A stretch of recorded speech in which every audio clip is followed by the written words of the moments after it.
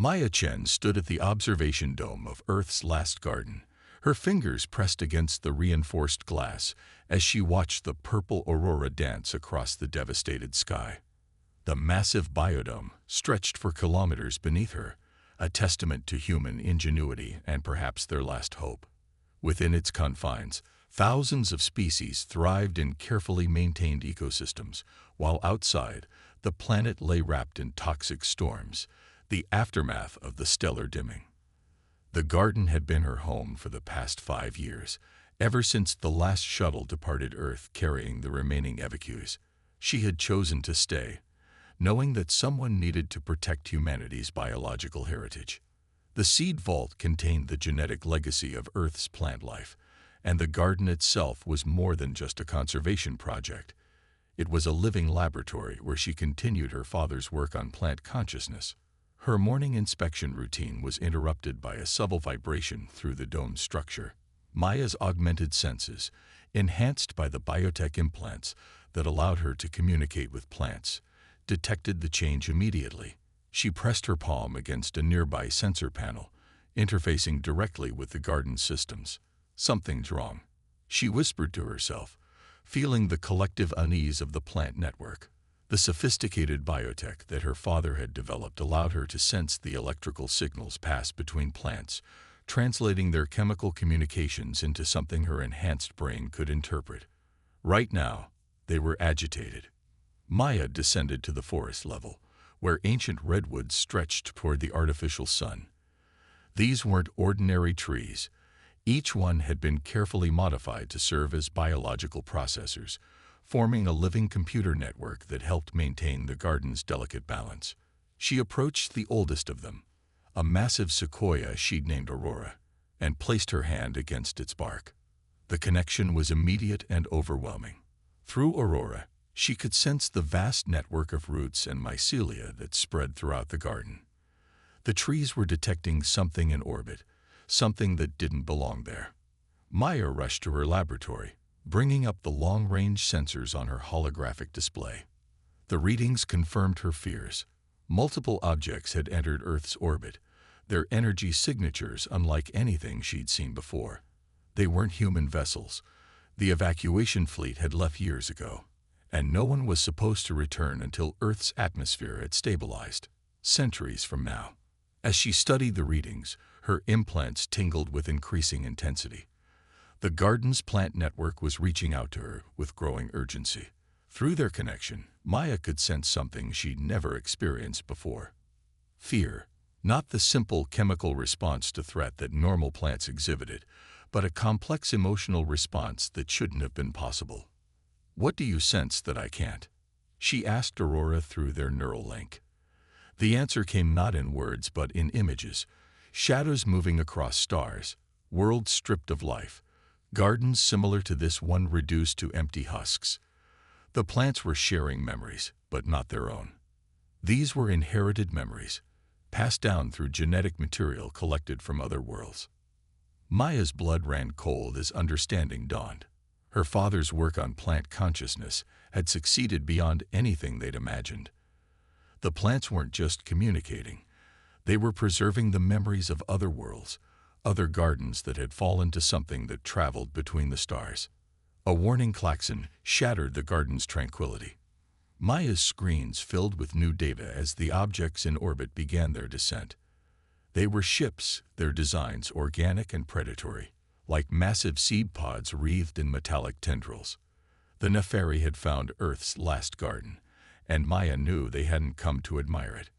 She sealed the laboratory and began activating the garden's defensive systems, another of her father's hidden legacies. The plants around her stirred, their leaves turning toward the dome's ceiling as if watching the approaching threat. Maya felt their consciousness merge with hers through the neural network, thousands of minds joining together in preparation for what was to come. "We are not alone," she realized as the combined awareness of the garden flooded her consciousness. "And we are not defenseless." The plants had been preparing for this moment for generations, gathering knowledge, adapting, evolving. They needed her as much as she needed them, a bridge between two forms of consciousness, united in the defense of their shared home. As the first Nepheri ships breached the atmosphere, Maya Chen, the last guardian of Earth's garden, stood ready. Around her, the garden awakened to its true purpose, and the real test of her father's work was about to begin. The Nepheri ships descended through Earth's toxic atmosphere like falling stars, their biomechanical hulls adapting to the caustic conditions. Maya watched from her command center as they approached, their true scale becoming apparent.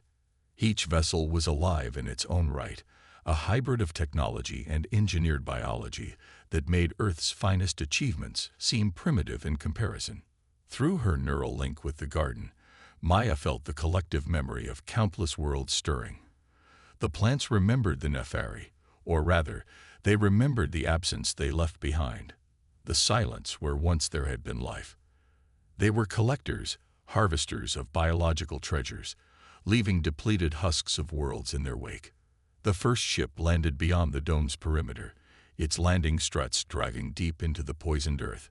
A second and third followed, forming a triangle around the garden. Maya's screens filled with analysis data as the garden's sensors studied their visitors.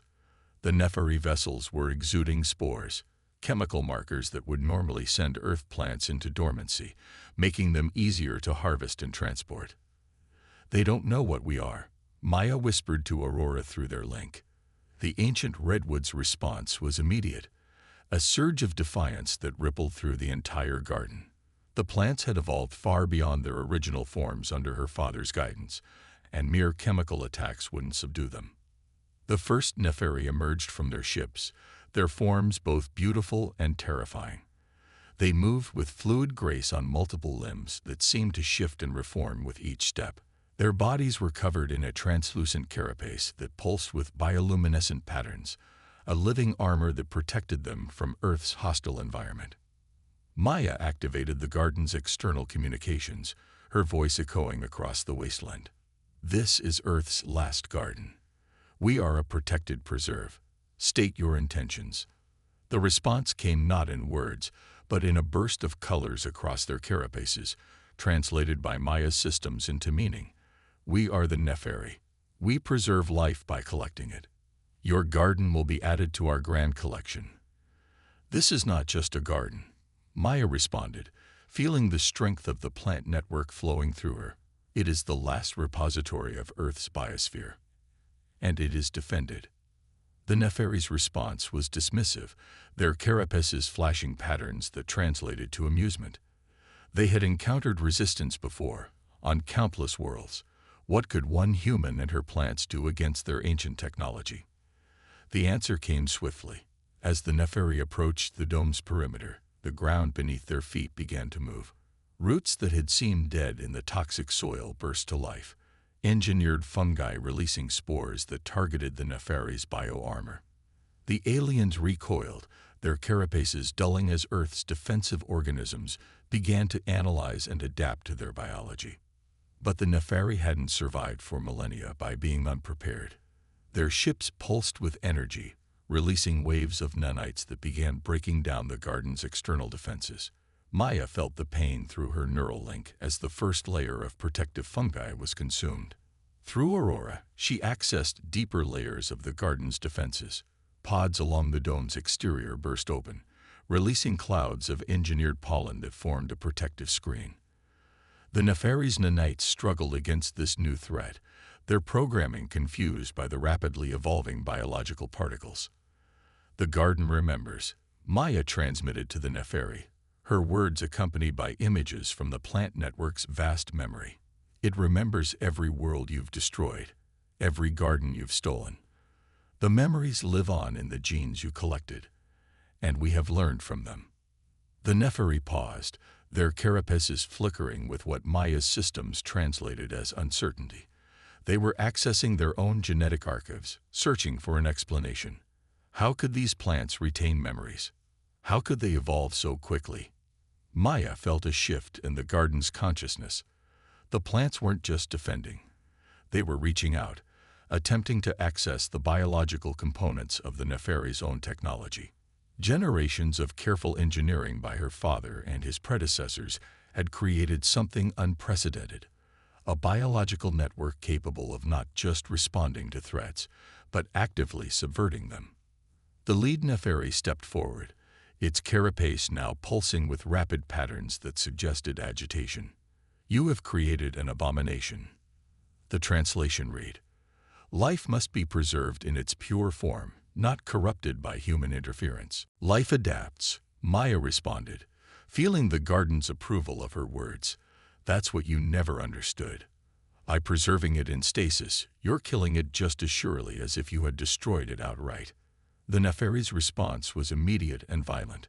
Their ships hummed with power as they prepared to breach the dome by force. But Maya and the garden were ready.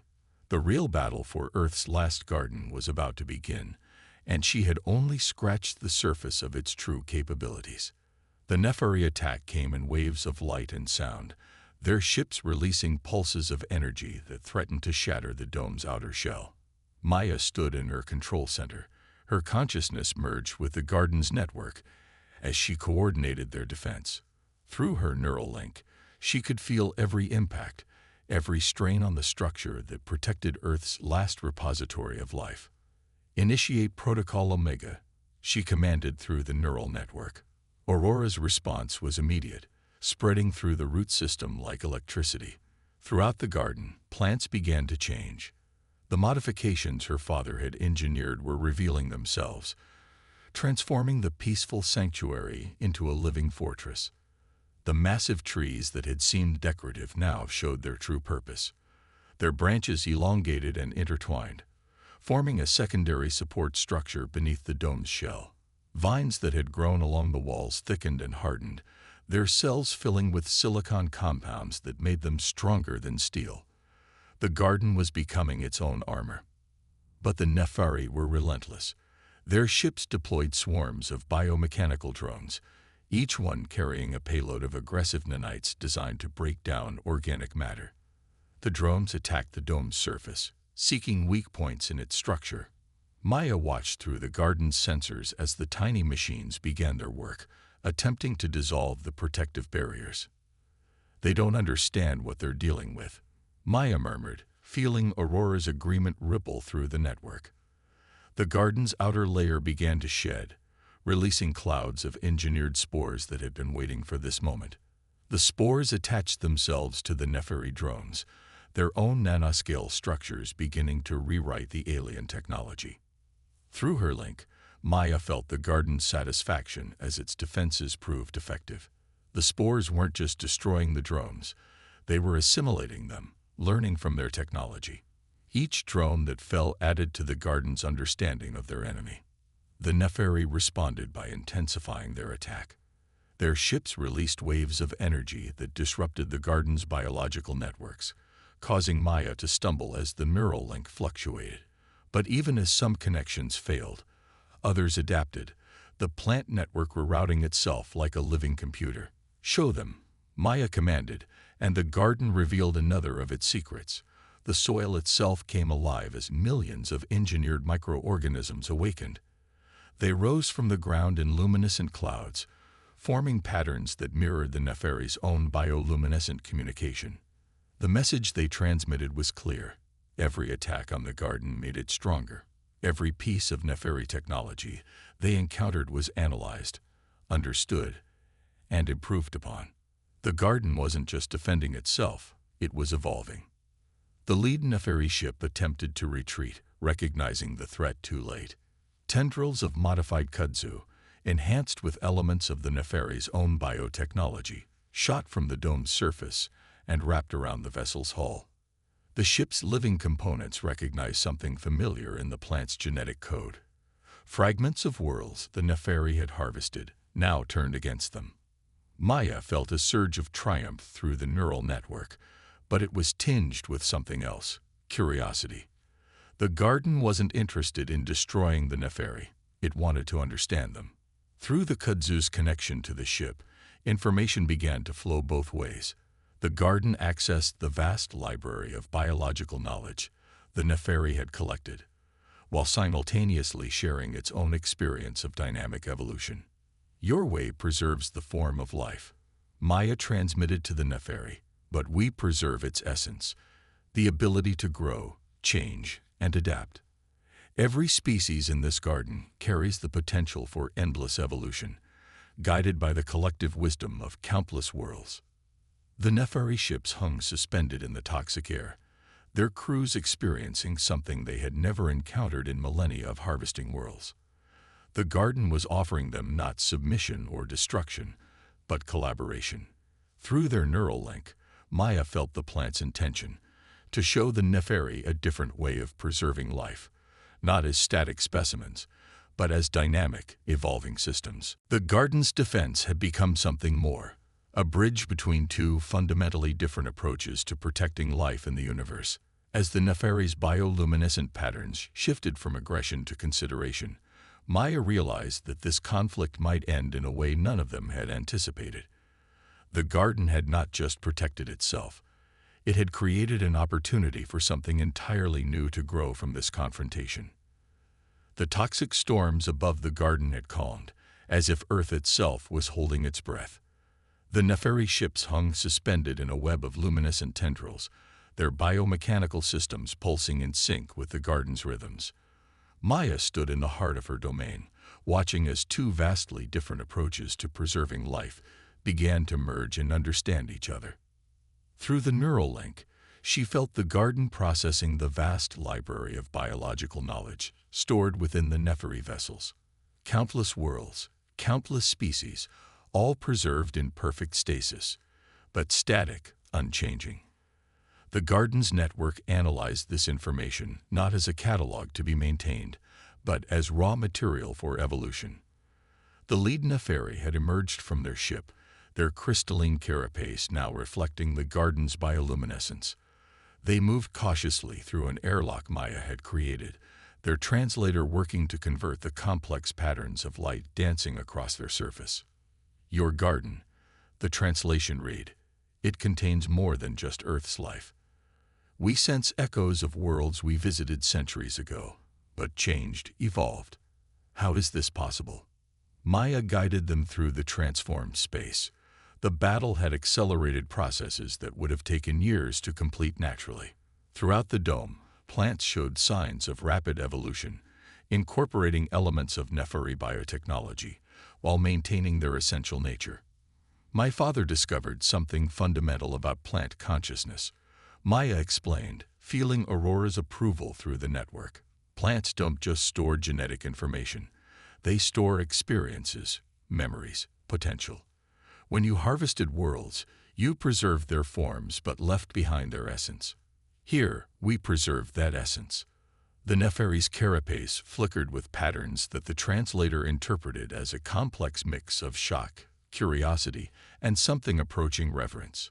They approached a newly transformed section of the garden, where traditional earth plants had merged with elements of their own biotechnology, creating hybrid forms that somehow maintained the vital spark of both. We believed preservation meant preventing change, the Nephari transmitted. For millennia, we have kept the galaxy's biological treasures in perfect stasis. But this is preservation through transformation. Maya felt the garden's consciousness expanding, incorporating the new knowledge gained from the Nephari, while sharing its own understanding of dynamic evolution.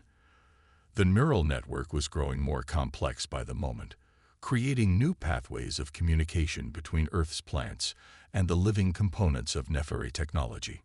Your ships, Maya observed, they're not just vessels. They're preserves themselves, aren't they? Living museums of countless worlds. The Nephari's response was a cascade of shifting colors that the translator struggled to capture.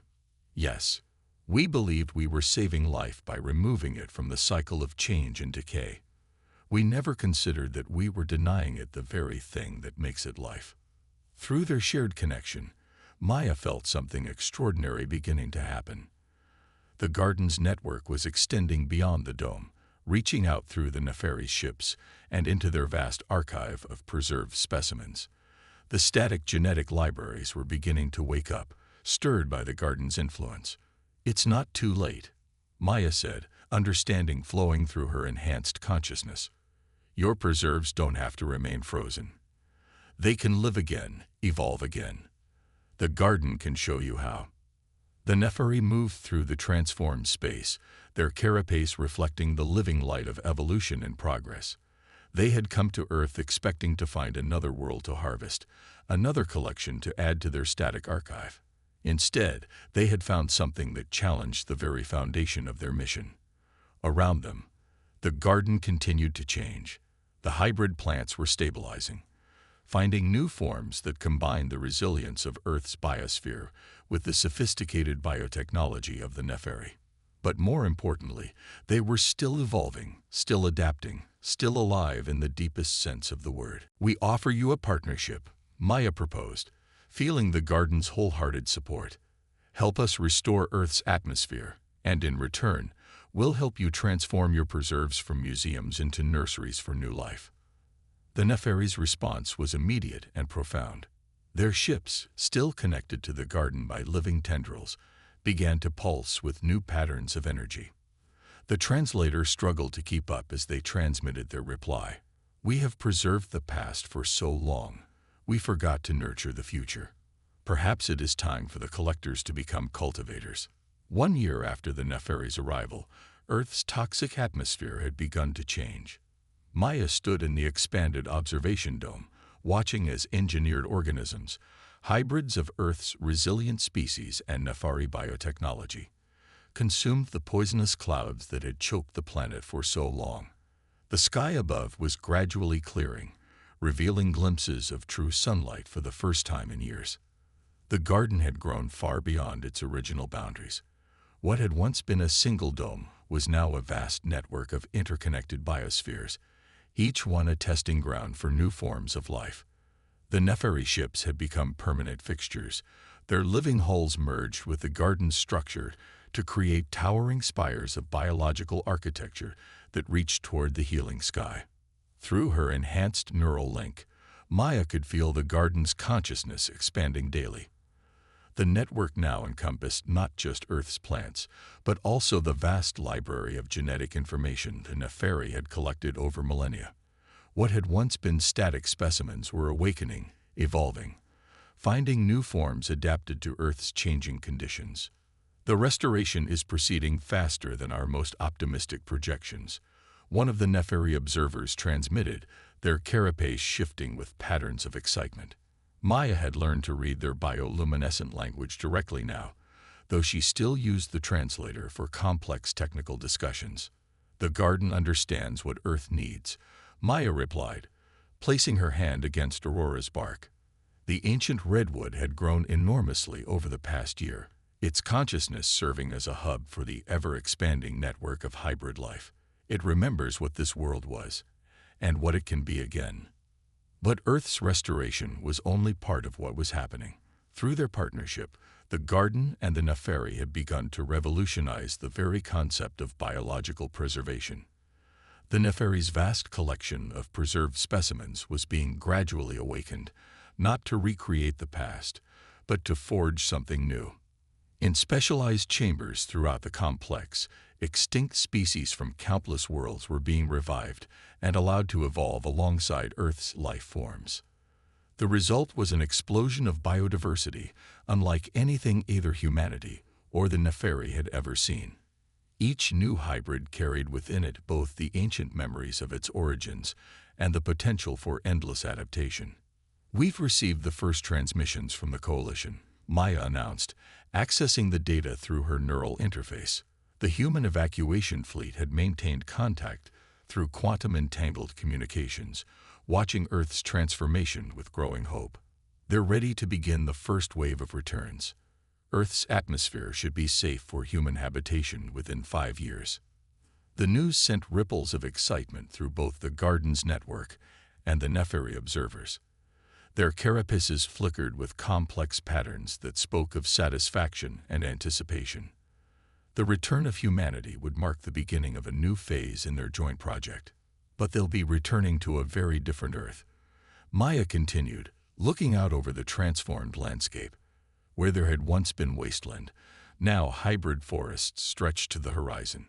New species of plants, created from the merged knowledge of Earth and dozens of alien worlds, had begun the work of rebuilding Earth's damaged ecosystems. The Nefari's lead scientist, whom Maya had come to know as First Light in Darkness, moved to join her at the observation window. Different, yes, they transmitted, but perhaps better.